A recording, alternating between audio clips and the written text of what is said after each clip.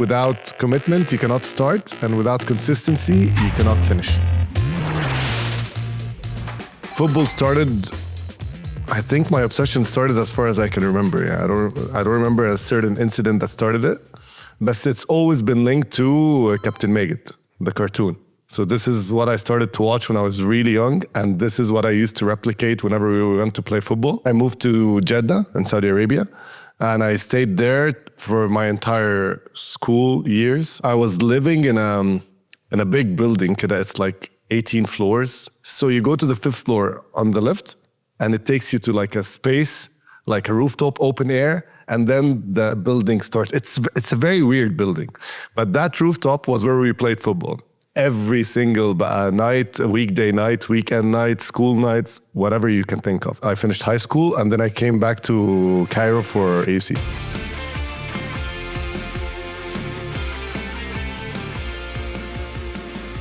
Coming from Saudi to AUC is a huge shift. So I didn't do really well in my grades. And I remember in between fall and spring, at the time off, my dad came from Saudi and he took me to Jamaat al-Qahira, and he put in my papers and stuff, and he paid the fees, and he's like, listen, you've got one more term.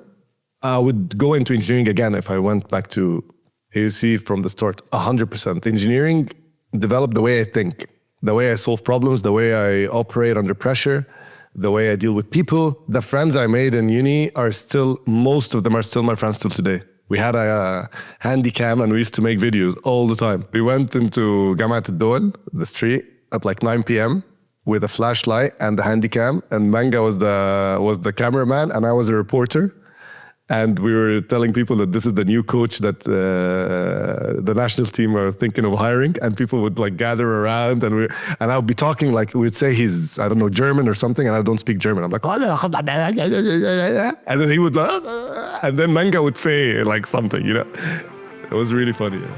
ده الروف توب بتاع الفلكي على السطح، واقف على السور ورا الحديدة عشان اتصور وانا في وسط البلد والبلد كلها ورايا.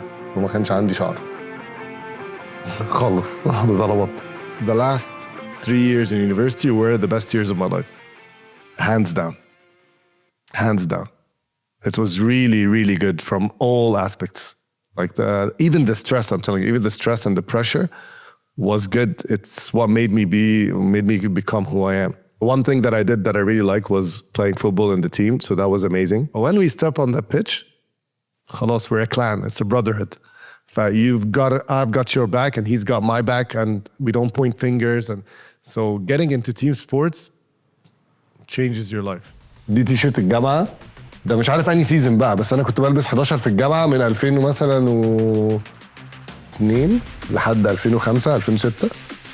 قعدت 3-4 سنين فريق الجامعة. My first job was in oil and gas, and I used some of my engineering experience. I liked engineering, but I didn't want to work as a typical engineer.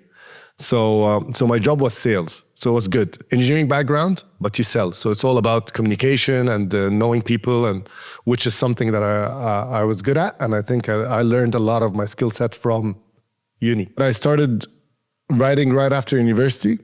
I made my own blog, kida, and then one day put the camera and started making a video. And there was no reference at the time because there was no one doing football content on YouTube at all. Then between jobs, I started to learn editing and I started to do stuff on my own. In Feb 2016, this is when I decided that I was going to take it a bit more seriously and put more commitment. And I was coaching football as well. So it was between the coaching and YouTube. And then I put YouTube even on top of coaching. So by the summer, I reached 100,000. And I think by summer 2017, I reached 1 million.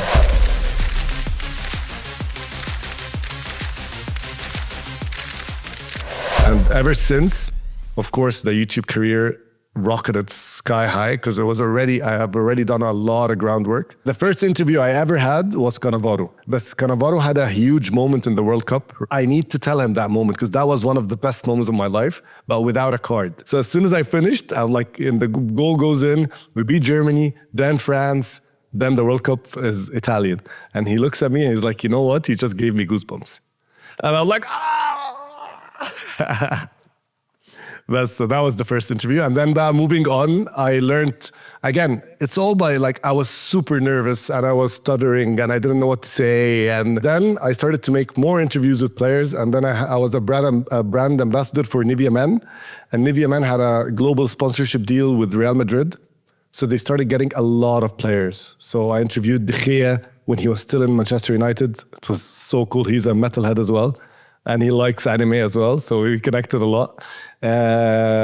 Who else? Ito, Drogba, Ronaldinho, Totti. I forgot Totti. Ya nahar aswad. When he came to Egypt for the first time, he's been now a couple of times, but the first time he came, he was on Sahibat Al-Saada with Saad Yunus, and they called me to join in the interview. And I had a segment, like a 20, 30-minute segment with him and her. And it was so cool. Just being on her show is so cool. And then being on her show with Totti was super cool. So it was really one of the best moments of my life for sure.